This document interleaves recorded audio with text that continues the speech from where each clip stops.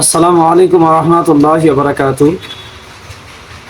আমার স্ক্রিনে আপনারা যাকে দেখতে পাচ্ছেন তিনি জুবায়ের আহমদ তাশরিফ, আমাদের বাংলাদেশের একজন ভাইরাল টপ লেভেলের বক্তা বলতে পারেন।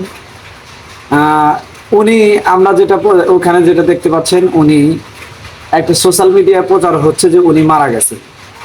আমরা অনেকেই পড়ে ফেলছি ইন্না লিল্লাহি ওয়া ইন্না ইলাইহি রাজিউন,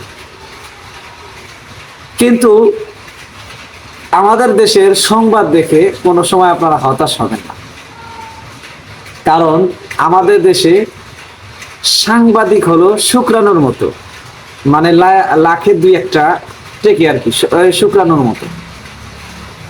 আমাদের দেশে হলুদ সাংবাদিক হলো বেশি। আমার এই স্ক্রিনে যাকে দেখতেছেন ওনাকে আপনারা অনেকেই চেনেন, জুবায়ের আহমদ তাশরিফ। ওনার ছবি দিয়া এটা এআই দিয়ে বানায় সোশ্যাল মিডিয়ায় প্রচার করা হচ্ছে যে জুবায়ের আহমদ তাশরিফ মিসাইলের পরে আক্রমণের শিকার হয়ে সে মারা গেছে, সে বোমায় বাস্টে হয়ে মারা গেছে।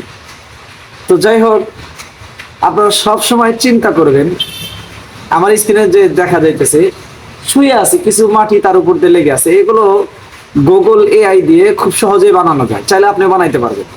এটা আপনি একটা ইউটিউব ভিডিও দেখলে আপনি বানাইতে পারবেন।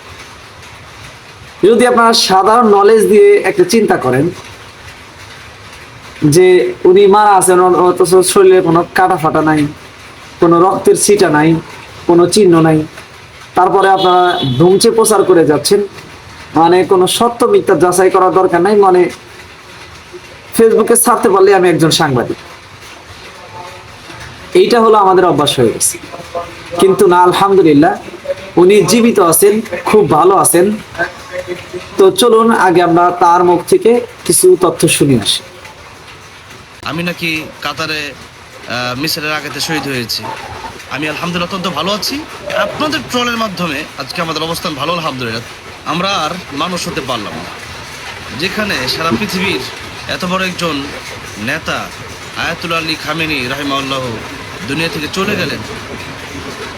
আমাদের দোয়া করা দরকার ওনার জন্য, আমাদের দোয়া করা দরকার মুসলমানদের জন্য, আমাদের দোয়া করা দরকার সেই ইরানের জন্য। সেই সময় আমরা কি করছি, বাংলাদেশের কিছু গীবতকারীরা, কিছু হিংসুকেরা, অনেকেই আলেম হয়েছে নামে কিন্তু কাজে এরা মানুষ হতে পারে না। এরা এত নিকৃষ্ট, কি করবে, আমির জামাতের মাথা কেটে ওই খামিনি এরিয়াতে লাগাই দিবে। এরপরে আলী হাসান ওসামা সাহেবের মাথা দেখলাম এক জায়গায় লাগানো হলো। এরপরে বাবুনগরী সাহেবের মাথা দেখলাম একজন লাগাইলো। আমাকে দেখলাম ফেসবুকে অনেকেই শহীদ বানায় দিয়েছে। আমি নাকি কাতারে মিসাইলের আঘাতে শহীদ হয়েছি, এরকম গুজব নিউজ ছড়াচ্ছে অনেকেই।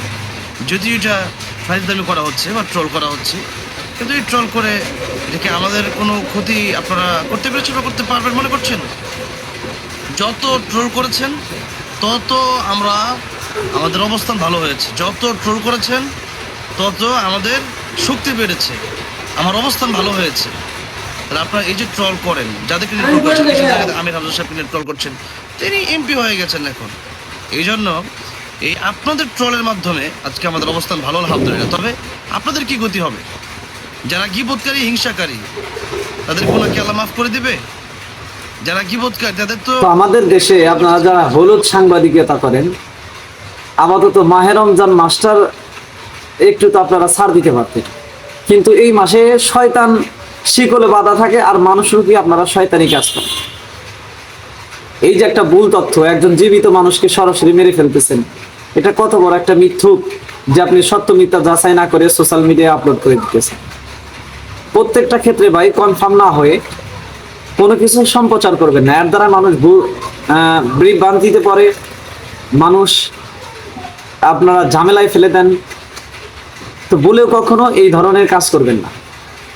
আপনি সোশ্যাল মিডিয়ায় ছাড়তে পারলে, একটা খবর প্রচার করতে পারলে আপনি সাংবাদিক, বিষয়টা এমন না। সাংবাদিকতা করতে যোগ্যতা লাগে, শিক্ষাগত যোগ্যতা লাগে, লেখাপড়া লাগে, আরো অনেক কিছুর দরকার হয়। তো আমি অতটুকু বলতে চাচ্ছি না, আমি শুধু এতটুকু বলতে চাচ্ছি যে মিথ্যা কখনো সম্প্রচার করবেন না। মিথ্যা থেকে দূরে রাখুন, এটা বিশাল বড় কবিরা গুনাহ। আল্লাহ পাক আমাদের সকলকে হেফাজত করুক। সকলে ভালো থাকবেন, সুস্থ থাকবেন। আল্লাহ হাফিজ। আসসালামু আলাইকুম ওয়া রাহমাতুল্লাহ।